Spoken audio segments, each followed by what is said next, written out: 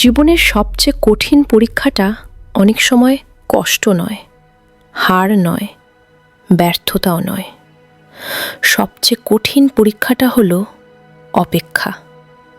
উত্তরের জন্য অপেক্ষা, মুক্তির জন্য অপেক্ষা, পরিবর্তনের জন্য অপেক্ষা, হৃদয়ের শান্তির জন্য অপেক্ষা। এই অপেক্ষার সময় নীরবতা খুব ভারী লাগে। মন প্রশ্ন করে, আল্লাহ কি আমাকে ভুলে গেছেন? আমার দোয়া কি কবুল হচ্ছে না? কিন্তু একটি সত্য মনে রাখুন, আল্লাহর নীরবতা সব সময় না নয়। অনেক সময় এই নীরবতার মানে এখনও নয়।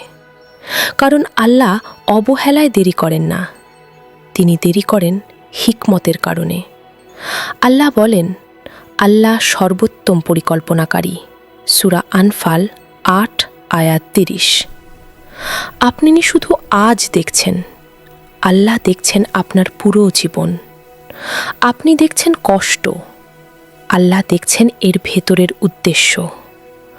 আপনি দেখছেন দেরি, আল্লাহ দেখছেন সুরক্ষা।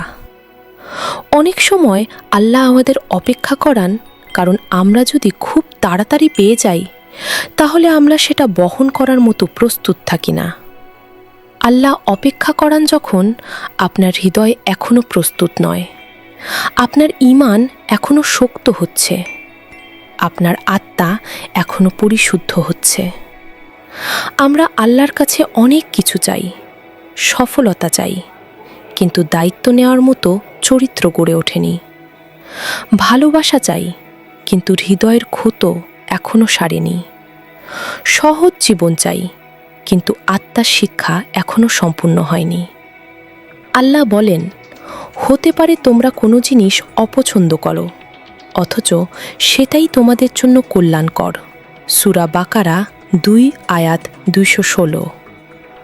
রাসূল সাল্লাল্লাহু আলাইহি ওয়াসাল্লাম বলেছেন, একজন মুসলিম যখন দোয়া করে তখন আল্লাহ তাকে ৩টির একটি দান করেন, সাথে সাথে দেন, আখিরাতে জমা রাখেন, অথবা সমপরিমাণ বিপদ দূর করে দেন। মুসনাদ আহমদ।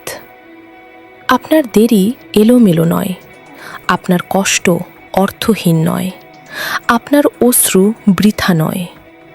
প্রতিটি ধৈর্যের মুহূর্ত নেকিতে লেখা হচ্ছে, প্রতিটি নীরব দোয়া নূরে জমা হচ্ছে, প্রতিটি ভাঙা সময় আপনাকে আরও শক্ত বানাচ্ছে।